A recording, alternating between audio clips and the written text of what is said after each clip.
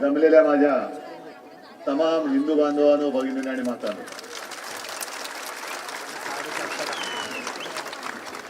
बऱ्याच वर्षांनी किंवा मला असं वाटतं पहिल्या प्रथमच या महोत्सवाला मी आलेलो आहे आणि मला खरंच वाटतंय की मी मालवणमध्ये चाललोय. कारण इथे तर तुम्ही सगळे आपल्या हक्काची नुसती माणसं नाहीत तर कुटुंबीय बसलेला आहात.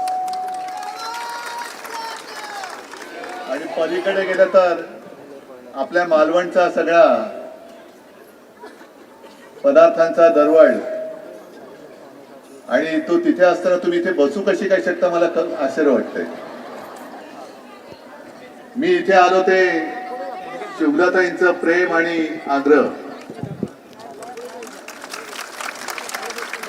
नाहीतर हल्ली या बाजूला तसं येणं फारसं होत नाही. मी घरनं निघाल्यानंतर मला असं वाटलं की आणखीन मालवणी जत्रोत्सव आहे, आणखीन थोडं पुढे गेलं तर सिंधुदुर्ग किल्ला लागतोय की काय, एवढं आता अंतरे वाढायला लागलेले. ट्रॅफिक वाढतोय. दररोज आपण बघतोय की मुंबईमध्ये सोयीच्या ऐवजी गैरसोयी वाढत आहेत. विकास विकास विकास म्हणून जो काही चाललेला आहे, हा नियोजन शून्य विकास हा मुंबईचा आता श्वास घुसमटवून टाकतोय. आजपर्यंत कधी नव्हतं एवढं प्रदूषण आपण गेले 2-3 वर्ष अनुभवतोय ना. म्हणजे मुंबईची हवा आता घातक होत चाललेली आहे. आणि कालच मी पत्रकार परिषद घेतली, त्याच्यामध्ये मी जे बोललो होतो ते तुम्हाला पटते की नाही ते मला सांगा. कारण प्रदूषण हे कशामुळे झाले, तर आपले राज्यकर्ते म्हणजे काय आतल्याचे दिवे पाजळायला काही कमी नाहीच आहेत. ते लांब इथिओपियामध्ये एक ज्वालामुखीचा उद्रेक झाला आणि एक बातमी आली की त्यात सगळे धुळीचे लोट म्हणजे त्या राखेचे लोट सगळीकडे पसरत आहेत, ढग पसरत आहेत. मग त्याच्यावर त्याने उत्तर द्यायचा प्रयत्न केला. त्या ज्वालामुखीचा उद्रेक झाला, त्याचे धुळीचे लोट तर त्याचे नाही आहेत. हे गेले 2-4 वर्ष जो मुंबई महापालिकेत आणि सर्वत्र महाराष्ट्रामध्ये भ्रष्टाचार झाले, त्या भ्रष्टाचाराच्या ज्वालामुखीचा उद्रेक झालेला आहे आणि ते सगळे ढग पसरले. सगळीकडे भ्रष्टाचार आपण बघतो. आणि तुम्ही इथे एवढ्या मोठ्या संख्येने आलात, मला खरंच एक अभिमान वाटला. आणि दोन्ही भगवा एकच, पण ते दोन्ही भगवे आता एकत्र झाले.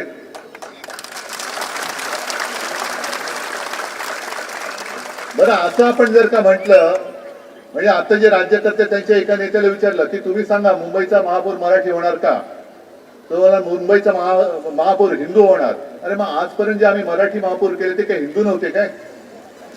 ते हिंदूच होते. आम्ही अस्सल मराठी बोलणारे राष्ट्रप्रेमी देशप्रेमी हिंदू आहोत. कोणाचा आक्षेप आहे याच्यावरती? आणि जे मी तुम्हाला सांगायला आलोय किंवा जे आम्ही दोघं मिळून आता सांगतोय ते एवढ्यासाठी सांगतोय की हळुवारपणाने आपल्या मुंबईचं मराठीपण हे मारत चाललेले आहे.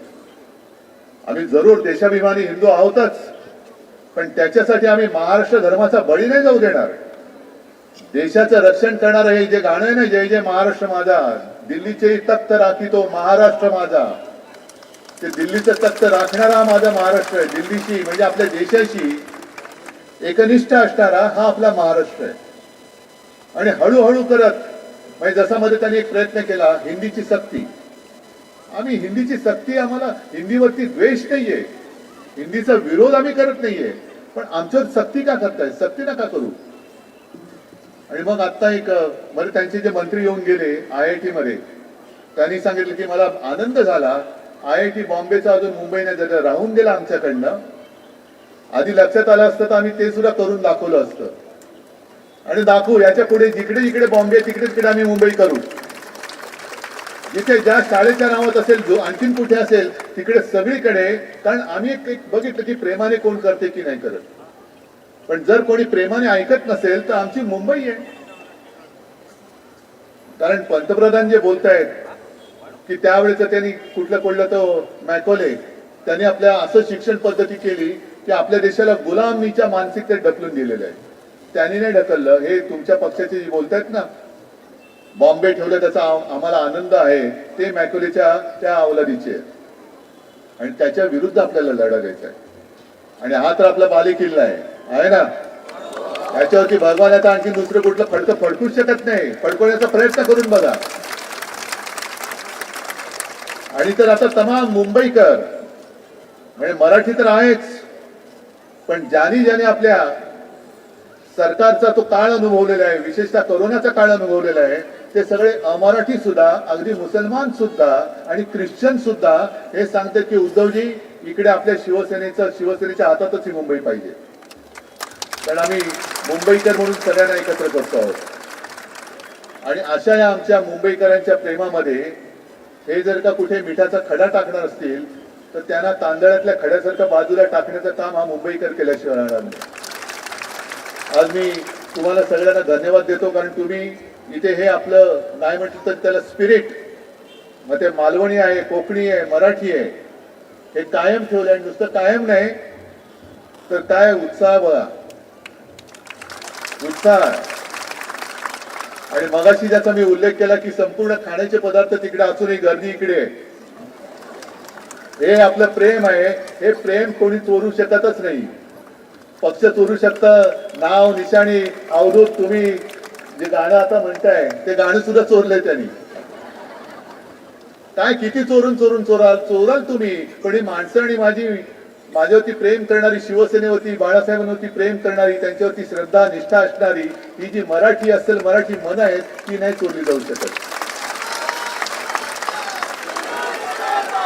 आणि मला तर असं वाटतं की आता उपनगरामध्ये आपण हे मालवणी जत्रोत्सव करतोच, शहरामध्ये पण करतो, पण संतोष, मला वाटतं की सगळे आपले उपनगरातले उद्देश पण आहेत तिकडे.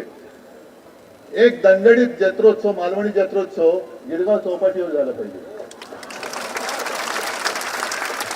कळू दे तिथल्या लोकांना सुद्धा आपल्या मालवणी स्वाद मिळू द्या ना जरा. काय कोकण नुसतं किनारा समुद्र म्हणजे गिरगाव चौपाटी आहेच, आपलीच आहे ती, पण तिथपासून त्या सिंधुदुर्गापर्यंत गेलेला आपला समुद्र आहे, पालघर विलघर पासून सगळा तो. जरा एकदा गिरगाव चौपाटीवरती मला मालवणी जत्रोत्सव करायचा आहे.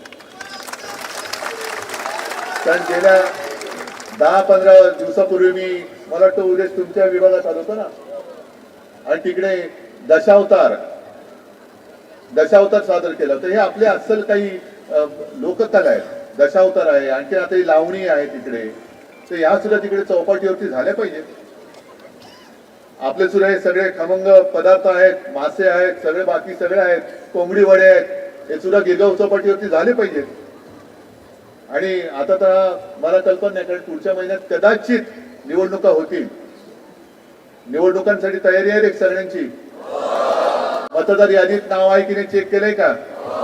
किती जणांची दुबार नोंदणी आहे? नाही आपले असतील तर हात नका वर करू. नाही असं नाही, आपले असले तरी एक आपलं हक्काचं मत. कारण जसं पंतप्रधान नेहमी सांगतात ना, 1 नेशन 1 इलेक्शन, मग आम्ही म्हणतो 1 पर्सन 1 वोट. एका माणसाला एकच मतदानाचा अधिकार असला पाहिजे. आता इकडे एक केलं, तिकडे एक केलं, तिकडे कोंबडी नाही, इकडे अंडे टाकलं, तिकडे दुसरं अंडे टाकलं.